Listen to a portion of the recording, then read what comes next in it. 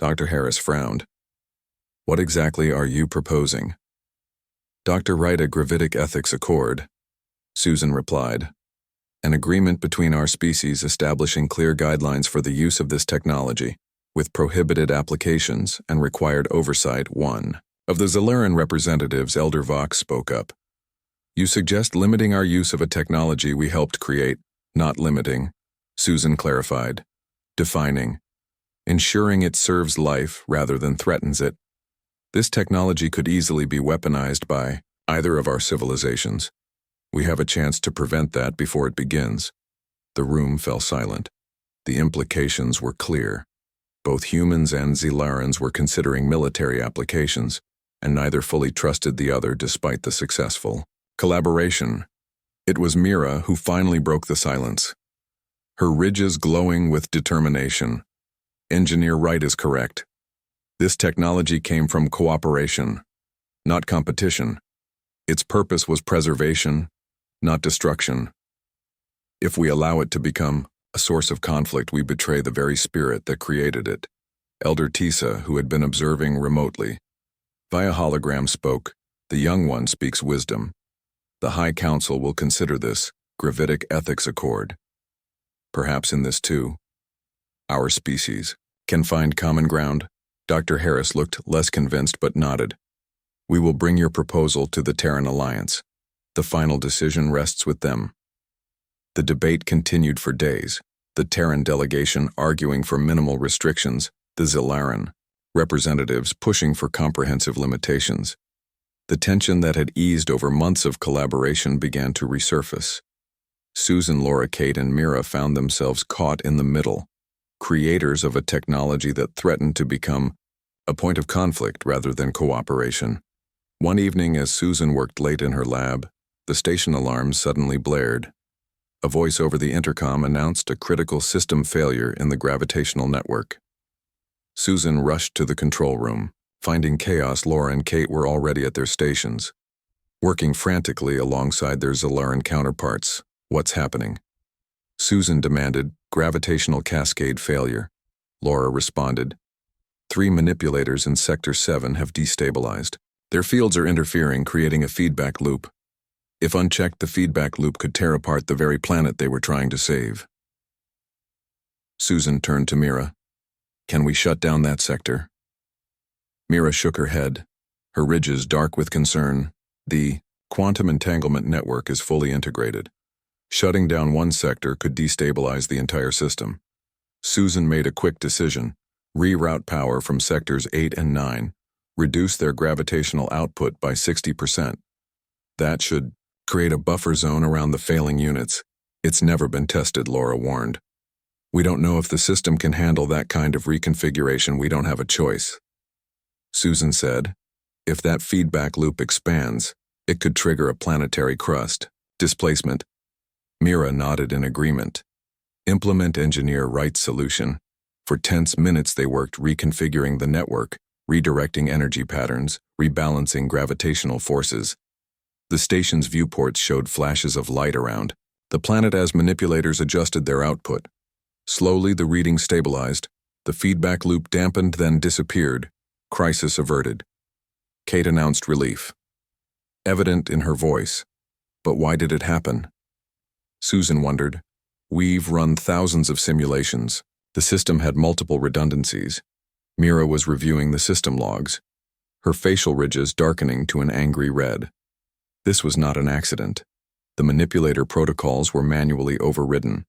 Someone deliberately changed the gravitational output in those sectors. Susan felt a chill. The implications were clear. Someone had sabotaged the project.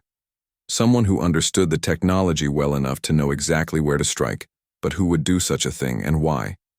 The answer would shake the foundations of their fragile alliance and test the limits of their newfound trust. Let me create Part 4. Text is marked down.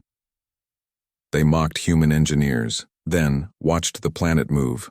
Part 4. The investigation into the sabotage began immediately. Station security, a mixed force of humans and Zelarans, reviewed access logs and surveillance recordings. The tension that had begun to ease between the species returned with full force. each side quietly suspecting the other. Susan met with the core team in a secure conference room.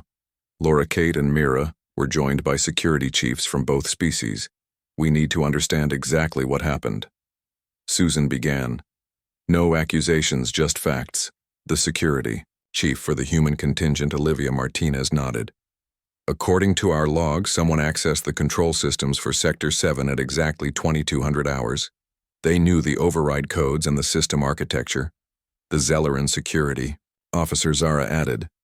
They also understood the gravitational dynamics perfectly.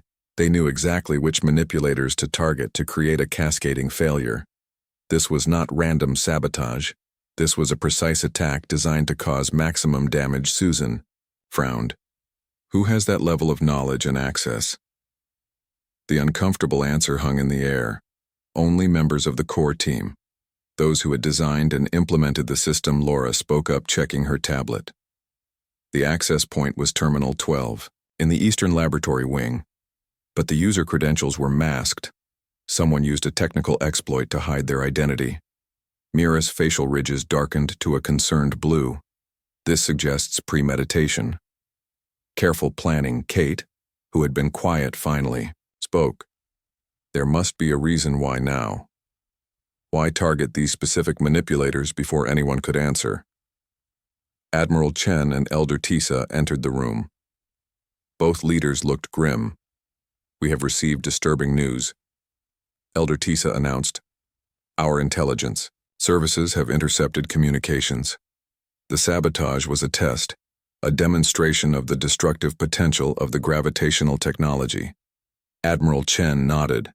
A group calling themselves Guardians of Natural Order have claimed responsibility. They oppose what they call unnatural manipulation of cosmic bodies. They believe moving the planet violates some sort of cosmic law. Susan shook her head in disbelief. But the colony will die without intervention. Millions of lives are at stake. These extremists care more for their principles than for lives, Elder Tisa said. Her tone unusually harsh for a Zelleran. They've threatened further attacks. Unless we dismantle the entire network. Laura looked shocked. How could they even get access to our systems? We believe they have infiltrated both our organizations. Admiral Chen admitted placed operatives within the project. Perhaps even within this room. The statement sent a chill through the gathered team. They looked at each other with newfound suspicion. Colleagues who had worked side by side for months now. Potential suspects. Susan refused to let fear overtake progress. We can't allow extremists to dictate our course. The project continues, but with enhanced security, triple authentication for all system access. No solo work on critical systems, and a complete review of all personnel. Elder Tisa nodded in agreement. The High Council concurs. This technology represents the future for both our species. We will not abandon it because of threats. In the days that followed, security measures tightened across the station. Armed guards accompanied engineers during critical operations.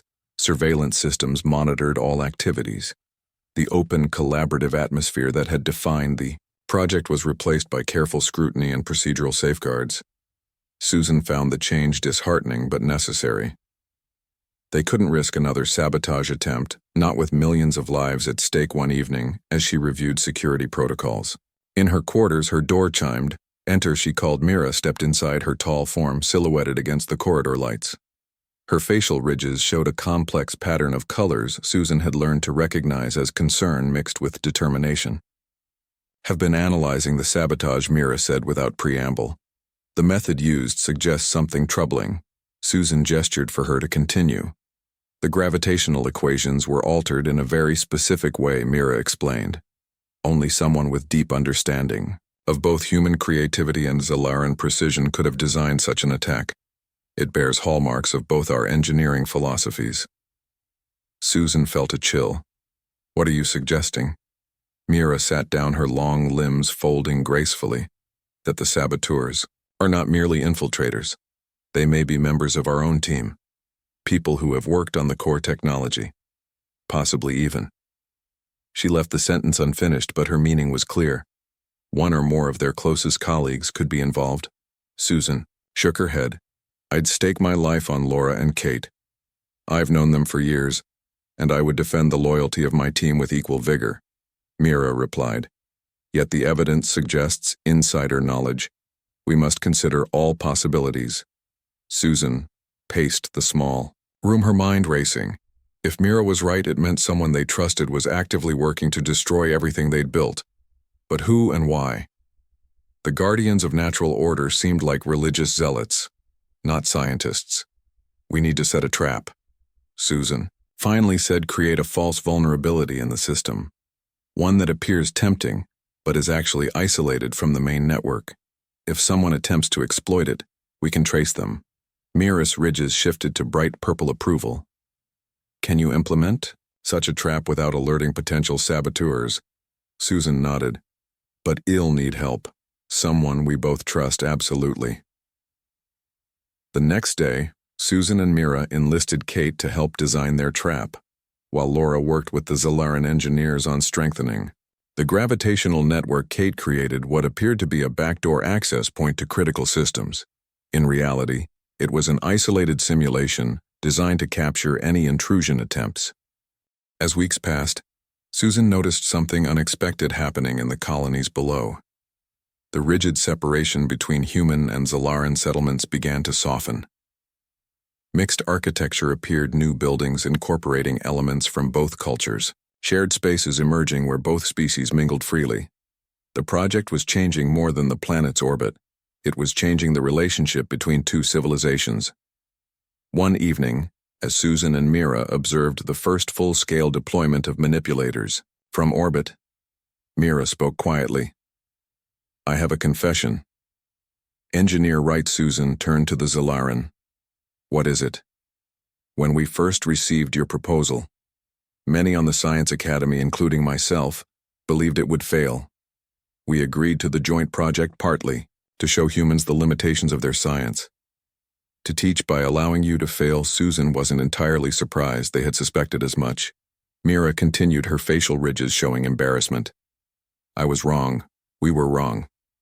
Your approach defied our established principles, but it works. And now her gaze turned to the viewport, where the manipulators could be seen as tiny specks of light surrounding the planet. Now we stand at the beginning of something new. Something neither of our species could have achieved alone. Susan smiled at the Zalaran. Then I suppose we both had something to learn.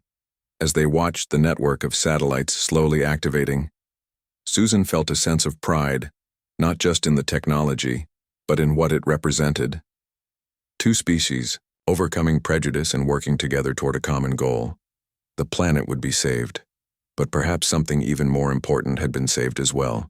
The future of two civilizations, learning to see each other, not as competitors, but as partners. In the vast unknown universe now. Let me create Part 3, text markdown. They mocked human engineers, then watched the planet move. Part 3. 6 months into the deployment, Susan stood in the main observation dome of Harmony, stationed the joint human-Zalaran facility that now orbited Proxima Centauri. Below her, the planet gleamed in the reddish light of its star. A network of tiny lights surrounded the world, each one a gravitational manipulator working in perfect harmony to gradually shift the planet's orbit. Laura joined her at the viewport. The latest measurements are in, she said, excitement evident in her voice. The planet has moved 0.003 degrees in its orbital path. It seems so small, Susan replied, yet those tiny increments would compound over time, slowly but surely, moving the planet to a safer orbit. It's working exactly as projected. Laura continued. We're actually moving a planet. The first species in known history to achieve controlled planetary relocation. Susan smiled. The Zalarans had tracked thousands of civilizations across the galaxy. None had attempted what they were now doing together. It was a milestone, not just for humanity, but for life in the universe. The door slid open, and Mira entered, her facial ridges glowing with the bright purple of excitement. The High Council has reviewed our progress. They are most impressed. Elder Tisa herself asked me to convey her admiration. Susan raised an eyebrow. Admiration. That was a strong, Sentiment coming from the usually reserved Zelaran leadership. The Council has proposed something unprecedented. Mira continued. They wish to establish a permanent joint research division, the Institute of Gravitic Engineering, with equal representation. From both species, Laura gasped. That would mean unprecedented access to Zelaran technology and human creativity. Mira added, her ridges shifting to a thoughtful blue. We have come to recognize that our differences in approach are complementary, not conflicting. Your species thinks in ways ours does not, and we possess technical knowledge your civilization has yet to develop. Together we are more than the sum of our parts. Susan felt a sense of pride swell within her. This was what she'd hoped. For from the beginning, not just to save a planet, but to bridge the gap between two very different civilizations. The next day, representatives from the Terran Alliance and the Zelaran High Council arrived at the station for a formal ceremony. The Great Hall had been decorated with symbols from both cultures. The air filled with a mixture of human and Zelaran music, creating a harmonious if unusual melody. Elder Tisa led the Zelaran delegation, her elaborate ceremonial robes catching the light as she moved. The human representatives included Admiral Chen, the highest-ranking officer in this sector of space. After formal introductions, Elder Tisa stepped forward to address the gathered audience. For millennia, the Zelaran Confederacy has explored the stars. We have encountered many species at various stages of development. We have shared knowledge observed and sometimes guided, but rarely have we collaborated as true equals. She paused, her gaze sweeping across the humans in the room. In your species we recognized potential, yet we also saw limitation. We believed our age, our experience, our technology made us superior. That belief was misguided. A murmur ran through the crowd. Zelarans were not known for admitting error. The human solution to our shared problem, Elder Tisa continued, has proven not only effective but revolutionary. It challenges principles we believed immutable. It opens possibilities we had not considered, and it reminds us that wisdom comes in many forms. Admiral Chen stepped forward in response. We thank the High Council for their recognition. Humanity has always valued innovation and creative problem-solving. Where others see impossibility, we see challenge. But we recognize that our technical knowledge is young. Our implementation would not have been possible without Zelaran precision and expertise. This success belongs to both our peoples. The ceremony continued with the formal establishment of the Institute of Gravitic Engineering. Susan, Laura, and Kate were named as the human directors, with Mira and two other Zelarans forming the alien leadership. The Institute would not only oversee the planetary relocation project, but explore new applications of the technology. As the ceremony concluded, Mira approached Susan, her expression thoughtful. Engineer Wright, our long-range sensors have detected something unusual in the Arcturus system. Perhaps you and your team would be interested in reviewing the data. It presents a gravitational anomaly unlike anything in our records. Susan smiled at the Zelaran. Are you offering us a new impossible problem to solve? Mira's facial ridges rippled with amusement. Perhaps the universe is full of impossibilities waiting to be made possible. The following weeks saw increased integration between human and Zelaran teams. What had begun as a reluctant collaboration had evolved into genuine cooperation. Even Lonnie, who had been among the most skeptical of the Zelaran engineers, now worked closely with the humans, often spending long hours discussing theoretical applications with Kate. The gravitational network continued to function flawlessly, each day bringing small but measurable changes to the planet's orbit. The colony below flourished as fear of eventual evacuation faded. Mixed neighborhoods began to appear as humans and Zelarans chose to live and work in closer proximity, the rigid cultural separation giving way to a blended society. 3 months later, Susan received an unexpected message from Earth. The Terran Alliance was sending a delegation of their top scientists to study the gravitational technology, with an eye toward applications beyond planetary relocation. When the delegation arrived, Susan was surprised to find herself face-to-face with Dr. Eleanor Harris, the director of the Terran Advanced Physics Division, and a woman shed long admired, Dr. Wright. Dr. Harris greeted her with a warm handshake. Your work here has caused quite a stir back on Earth. The implications extend far beyond saving this colony. Susan led Dr. Harris and her team through the station, explaining the gravitational manipulation technology and its current applications. The visitors asked probing questions, particularly about potential military applications. This technology is defensive in nature. Susan explained it was designed to protect a shared colony. We have strict protocols to prevent misuse. Dr. Harris nodded, but Susan could see the wheels turning in the woman's mind. The Terran Alliance was always looking for advantages, especially when dealing with species as technologically advanced as the Cellarans. Later that evening, Susan met with Mira in private. The human delegation concerns me, she admitted. They seem particularly interested in applications beyond our stated goals. Mira's facial ridges darkened to a concerned blue. The High Council has expressed similar interest. My superiors have inquired about adapting the technology to Zelaran defense systems. Susan frowned. This is what I feared. Our governments, seeing this as a potential weapon rather than a tool for preservation. What do you propose? Mira asked. We need to control the narrative, Susan said. This technology belongs to both our species. It was created to save lives, not take them. Perhaps we need a formal treaty. A set of ethical guidelines for gravitational manipulation technology. Mira considered this, her ridges shifting through thoughtful patterns. Such a treaty would be unprecedented, but perhaps necessary. I will speak with Elder Tisa. The next morning, Susan addressed both the human delegation and the Zelaran representatives. The gravitational manipulation technology represents a fundamental breakthrough. She began one with profound implications for both our civilizations. We have a responsibility to ensure it is used ethically. Susan nodded, watching the embassy recede behind them. This was more than a technical victory. It was a cultural one. The beginning of true collaboration between species, something that might change everything. What the Zelarans didn't yet understand was that the human engineers had gambled everything on this proposal. Their careers, their reputations, the future of human influence in galactic affairs. If it failed, both species would lose their colony. But humanity would lose much more. Its standing as a species worthy of respect. The stakes could not be higher. But as Susan watched the sunset over the Zelaran embassy, she felt something she hadn't felt in years. Hope.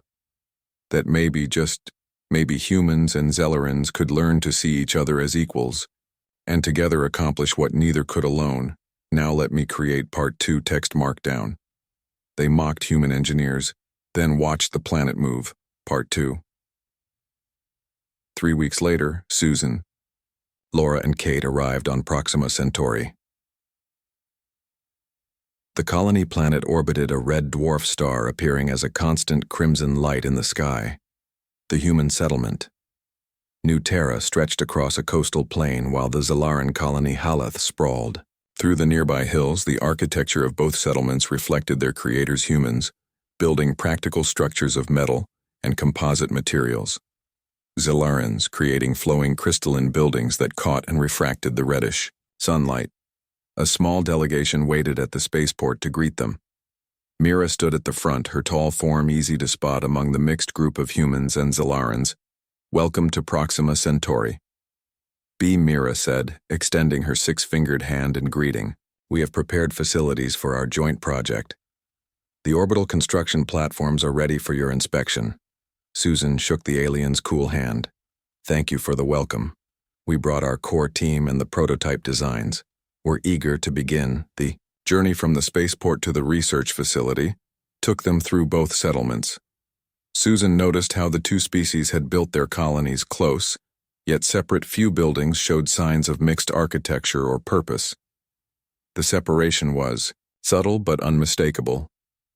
The joint research facility stood on the border between the two settlements, a new structure built specifically for this project, half human design, half Zelaran. The symbolism wasn't lost on anyone. Inside, Mira introduced them to the Zelaran team. 5 engineers, all female, as was common in their scientific community.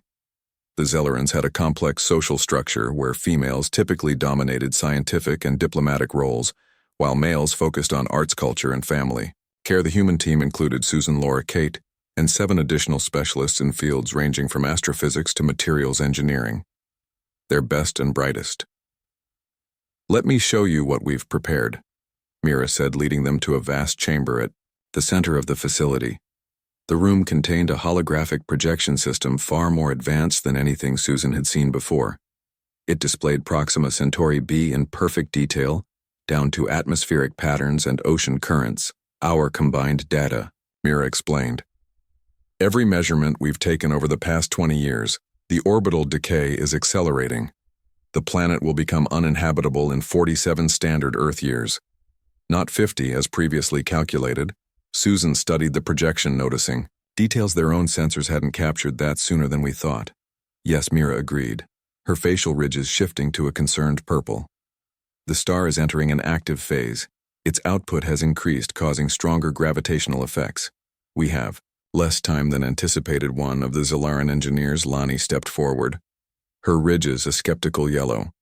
"How soon can your gravitational manipulators be deployed?" "Engineer." Right. Susan gestured to Kate, who activated her data tablet showing their timeline. "The first production models can begin construction within 30 days. Full deployment would take approximately 18 months.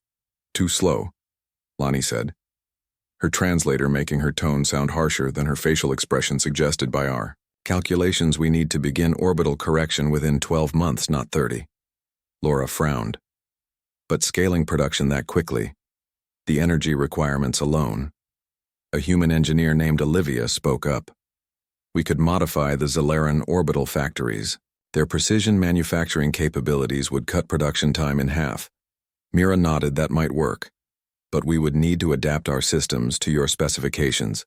The integration would be complex." For the next several hours, the combined team discussed possibilities, humans offering creative solutions, Zellarans providing technical refinements. The conversation flowed more easily than Susan had expected, each side finding value in the other's approach. As the meeting concluded, Mira addressed the entire group. "The High Council has authorized all necessary resources for this project. This colony represents the largest cooperative venture between our species.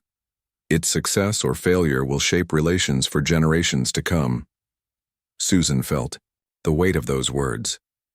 This wasn't just about saving a planet. It was about proving that humans and Zellarans could work together as equals.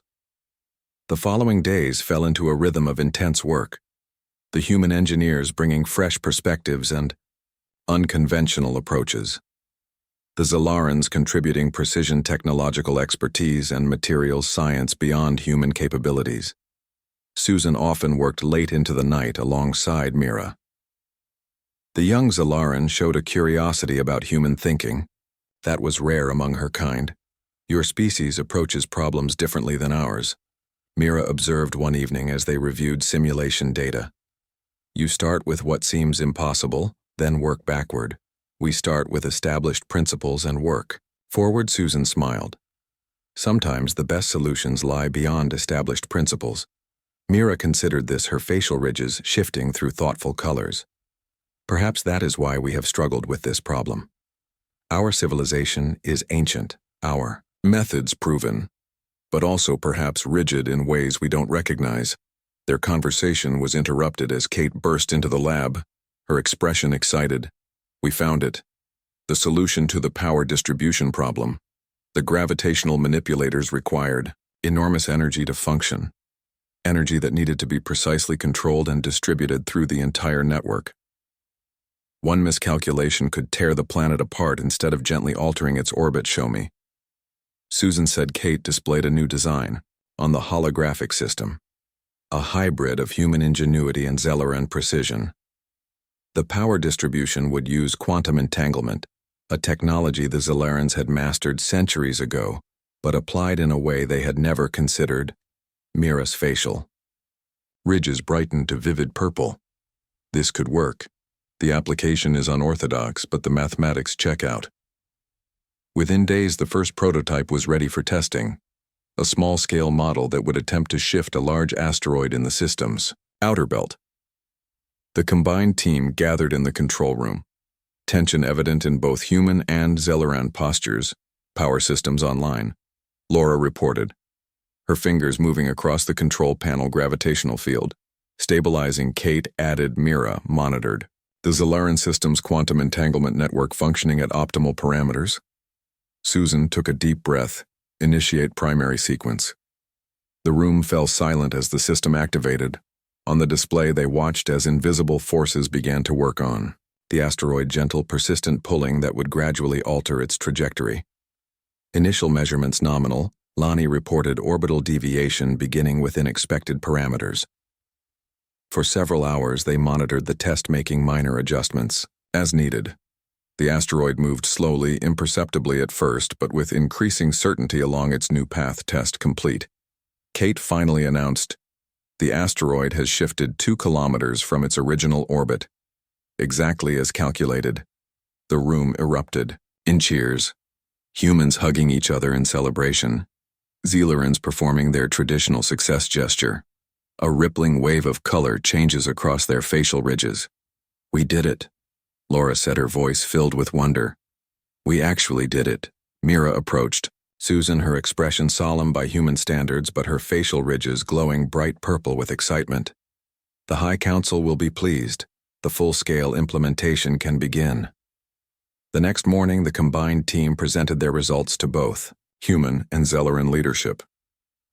The successful test had proven the concept. Now they needed approval for full deployment. Elder Tisa represented the High Council, appearing via holographic projection from Zellara Prime. The Council has reviewed your test. Results, she announced. We are impressed, both with the technology and with the cooperation demonstrated by our teams. The human governor of New Terra nodded in agreement. This proves what we can accomplish together. Full deployment is authorized, Elder. Tisa continued. All resources at your disposal. The Council further proposes that this technology, once proven at planetary scale, be considered for joint patent between our species. A first in our relations. Susan could hardly believe what she was hearing, a joint patent. The Zellerans had never shared their advanced technology in such a way. This represented a fundamental shift in relations. Construction of the full network began immediately. Orbital factories working at maximum capacity. Human shuttles and Zelleran ships moving in careful coordination. Thousands of gravitational manipulators took shape, each one a marvel of combined engineering. The alien delegation from Zellara Prime stood tall and proud in their shimmering robes as they entered the Earth orbital station. Harmony 1. The 3 female representatives of the Zellaran High Council towered over the humans with their slender, 7-foot frames, their skin a pale blue that seemed to glow under the station lights.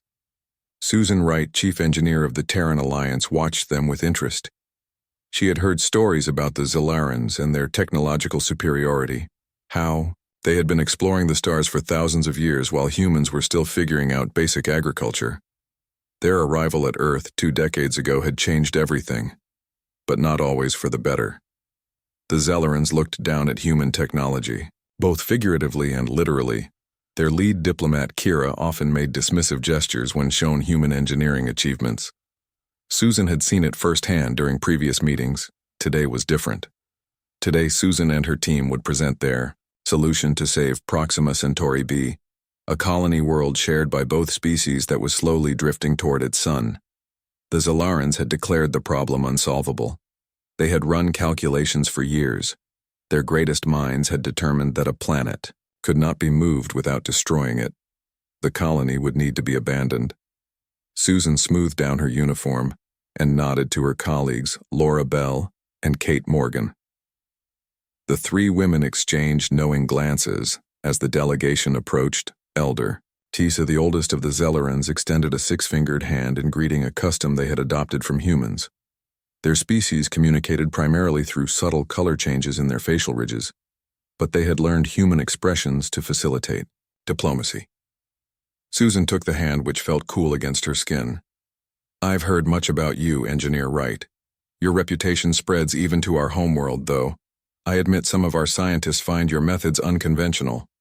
Susan smiled politely, knowing what unconventional really meant. Primitive, backwards, unrefined. She had heard it all before. We appreciate you taking the time to review our proposal. Elder Tisa, Susan said. Leading the group toward the presentation room, the Zelaran delegation followed, their long robes whispering across the polished floor of the station.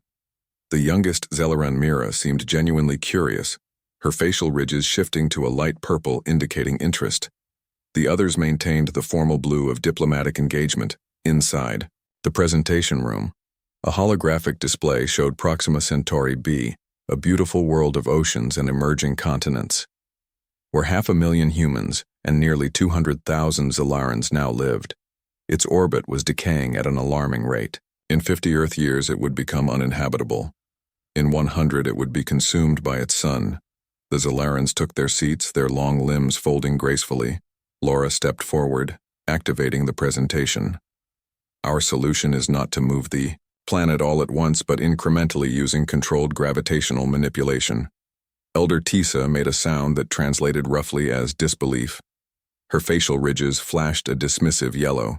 The gravitational forces required would tear the planet apart. Your own calculations must show this. Kate touched a control and a new image appeared. A network of satellites around the planet, each equipped with what appeared to be simple engines. These are not ordinary propulsion systems, Susan explained. These are Davis gravitational manipulators, something we've been developing for the past 15 years. The name meant nothing to the Zelarans. They looked confused. We don't attempt to push the planet, Susan continued. Instead, we create thousands of small, gravitational wells ahead of the planet in its orbital path, each pulling very slightly, changing its trajectory by fractions at a time. The process is slow but sustainable. Elder Tisa looked to her colleagues.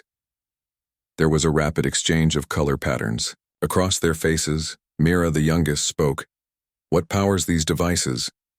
The energy requirements must be enormous. Susan nodded to Laura, who brought up another diagram. This was the part that made Susan proud. The most elegant part of their solution. Harvest energy from the star itself, Laura explained. Each satellite contains a miniature Dyson collector, converting just a fraction of the star's output directly into the gravitational manipulation. The Zelarans were silent, their facial ridges shifting. Rapidly through color Susan recognized as confusion, doubt, and something else interest. Such technology is theoretical at best, Elder Tisa finally said. Her voice remained calm, but her facial ridges betrayed her agitation. Susan smiled. Kate, if you would. Kate activated a final display showing real data from a test system in the outer reaches of the solar system, where a large asteroid was now orbiting 0.5 kilometer from its original path. This test has been running for 3 years, Susan said. The system works, the physics is sound. We just need to scale up. Mira leaned forward, her ridges now bright purple with excitement. You moved an asteroid, a small one, Susan admitted. But the principle is the same. The math doesn't change. Elder Tisa stood her full height, imposing in the room. Her ridges flashed a deep orange, indicating either anger or intense concentration. We would need to examine this technology. The Zelaran Science Academy would require full access to verify your claims. Of course, Susan said. We anticipated that we've prepared complete documentation, and we're ready to demonstrate the system at any scale you deem appropriate. The meeting continued for hours as the Zelarans questioned every aspect of the plan. Susan and her team answered patiently, explaining the technology in terms the aliens could relate to. Despite their advanced civilization, the Zelarans had never considered this particular approach to gravitational manipulation. It was uniquely human thinking, outside established parameters. As the meeting drew to a close, Susan could sense a shift in the room. The dismissive attitude had faded, replaced by cautious curiosity. Mira in particular seemed completely fascinated by the concept. Her ridges rarely leaving the bright purple of excitement. Elder Tisa stood signaling the end of the presentation. We will take this proposal to the High Council. It is unorthodox but worthy of consideration. Susan bowed slightly in respect. Thank you, Elder. We look forward to your decision. As the Zelarans left the room, Laura turned to Susan with a grin. Did you see their faces when Kate showed them the asteroid data?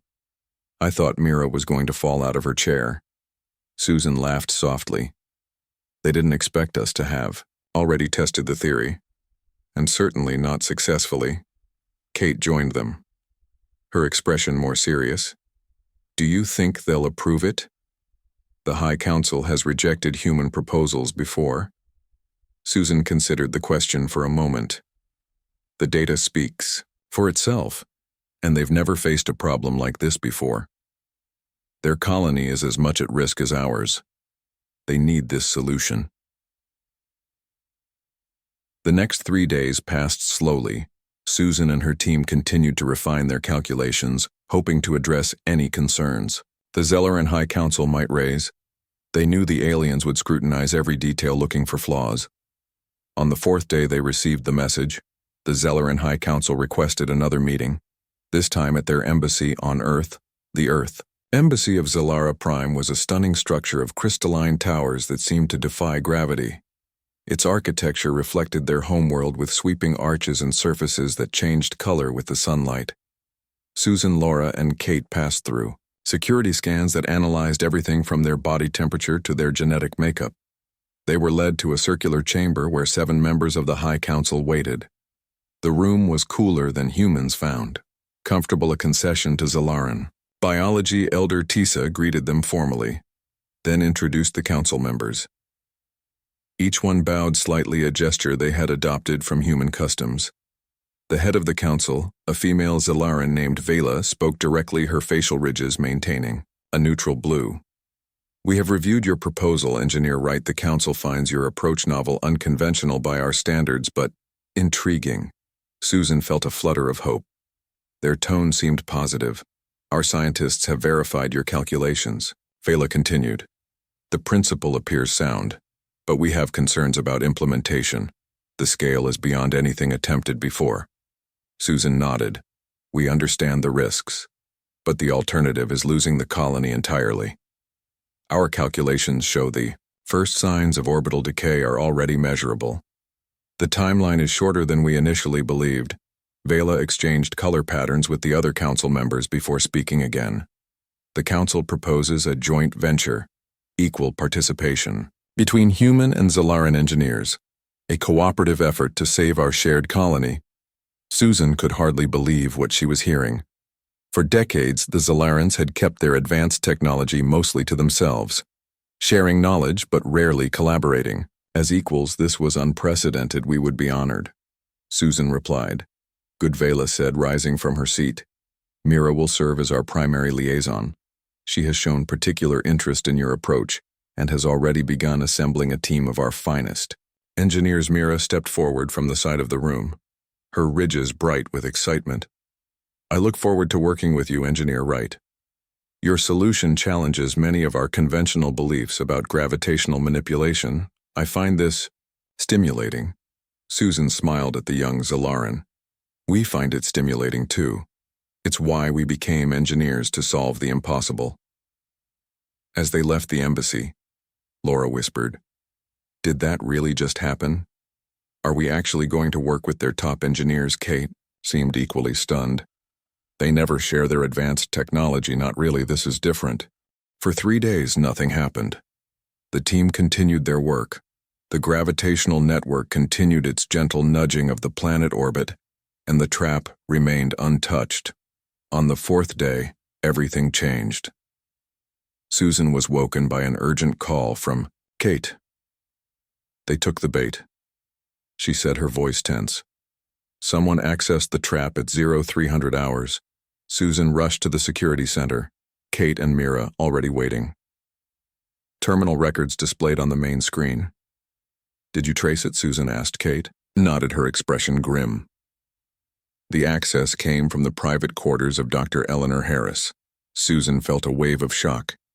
Dr. Harris, the head of the Terran Advanced Physics Division. One of the most respected scientists on Earth. Myra's facial ridges darkened to deep blue, the equivalent of human anger.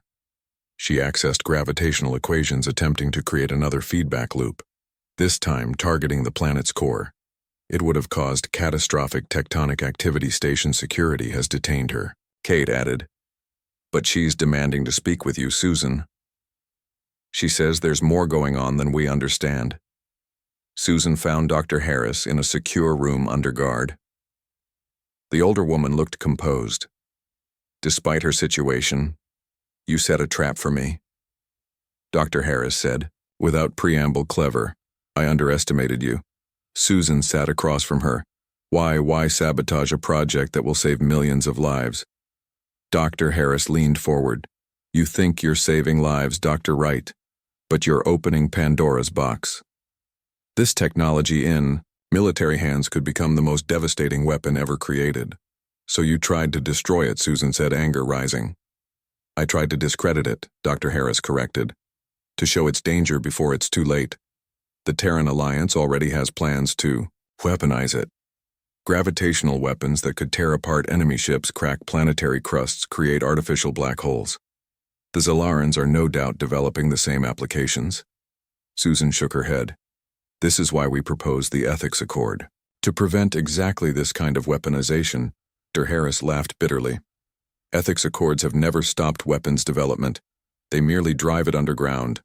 You created something revolutionary. Dr. Wright. Something that changes the balance of power in the galaxy. Did you really think it would only be used to save planet? Susan's mind raced. Was Harris right? Were both governments already planning military applications despite public statements to the contrary? I represent a coalition of scientists from multiple species, Dr. Harris continued. We believe some technologies are too dangerous to exist no matter their beneficial applications. Your gravitational manipulation is one of them. Susan stood up. Whatever your belief, sabotage that. Endangers millions of colonists isn't the answer. We will continue our work, but your warning won't go unheeded. After leaving Harris in custody, Susan called an emergency meeting with the core team, including Admiral Chen and Elder Tisa. She relayed Dr. Harris' confession and her warnings. Admiral Chen dismissed the concerns, the ravings of a scientific fundamentalist. The Terran Alliance has no secret weapons program. Elder Tisa was more thoughtful. The concerns, while extreme, are not without merit. Great power requires great restraint. A lesson both our species have learned through painful history. Susan looked around the room at humans and Zellarans working together, despite millennia of separate evolution and development. Perhaps the greatest achievement wasn't the technology itself, but the collaboration that created it. I propose we expand the Ethics Accord, she said. Make it public, transparent, with independent oversight from both species. Any application of gravitational manipulation technology would require joint approval. Admiral Chen frowned. The Terran Alliance would never agree to such restrictions on technological development. Elder Tisa. Surprising everyone spoke in support. The High Council might consider such a proposal. Technology without wisdom is merely power without purpose. Our species has learned this lesson across centuries of development. The debate continued for hours. The military and political implications weighed against scientific progress and ethical considerations. Two civilizations trying to find common ground on a technology that could either save or destroy worlds. When the meeting finally ended, Susan, Laura, Kate, and Mira found themselves alone in the conference room. Whatever happens next. Kate said, we created something extraordinary, something that will change history. Laura nodded. For better or worse. Mira, her facial ridges shifting through thoughtful patterns, spoke quietly. In my culture, we have a concept called Ashari, the moment, when knowledge transcends its creators, becoming something greater than intended. We stand at such a moment. Susan looked out the viewport at the planet below. Tiny lights of the gravitational network surrounding it like stars. A world being saved by the combined ingenuity of two very different species. Whatever happens, she said, we proved something important. Humans and Zalarans working together can solve problems neither could solve alone. That's worth protecting. The four engineers from two worlds stood together, watching their creation at work, knowing that the technology they had built to save a planet might change the course of two civilizations, and hoping they had the wisdom to guide that change toward light rather than darkness. Finally, let me create Part 5, Text Markdown. They mocked human engineers. Then watched the planet move. Part 5. 1 year after the sabotage attempt, Susan stood on the observation platform of New Harmony, the joint human-Zelleran city that had grown on Proxima Centauri b. The settlement represented everything the project had achieved, not just technically but culturally. Buildings of human and Zelleran design stood side by side, some incorporating elements of both architectural styles. Streets filled with members of both species working, living, and learning together. Above the planet, the gravitational manipulation network continued its silent work. The orbit had already shifted by a measurable degree. Not enough to be visible to the naked eye, but enough to verify that the technology worked. The planet was slowly but surely moving to a safer path. Laura joined Susan at the railing. "The new Ethics Council meets tomorrow," she said. "You ready, Susan?" Nodded. After months of negotiation, both the Terran Alliance and the Zelleran High Council had agreed to the formation of an independent oversight body. The Gravitational Ethics Council would regulate all applications of the technology, ensuring it served life rather than threatened it. It's quite an achievement. Laura continued. Not just moving a planet, but getting two governments to agree on ethical oversight. Susan smiled. The latter might actually be more difficult. The sound of approaching footsteps made them turn. Kate and Mira walked together, discussing some technical point with animated gestures. Kate's hands moving rapidly as she explained a concept. Mira's facial ridges shifting through colors of interest and comprehension. The four creators of the gravitational manipulation technology had become something more than colleagues, yet something different than friends, representatives of a new kind of relationship between their species, based on mutual respect and shared purpose. "Have news," Mira announced as they approached the High Council, "has approved the educational exchange program. 500 human students will attend the Zelleran Science Academy next year, and 500 of our youth will study at Earth universities." Kate grinned. "The first large-scale academic exchange between our species." Another barrier broken? Susan felt a sense of pride. The gravitational project had started something bigger than they had imagined, a genuine shift in relations between humans and Zellerans. Later that evening, the four gathered in Susan's apartment for a private celebration. A small tradition they had established, marking milestones in the project with shared food and conversation. They had even found beverages compatible with both species' biochemistry. "A year ago, we were still seen as the junior partners," Kate said, raising her glass. "The less advanced species needing guidance." Mira made a sound that her translator rendered as laughter. "My people were certain we knew everything worth knowing about the universe. Our certainty was our limitation." Laura leaned forward. "Have you heard the latest proposal from the Institute?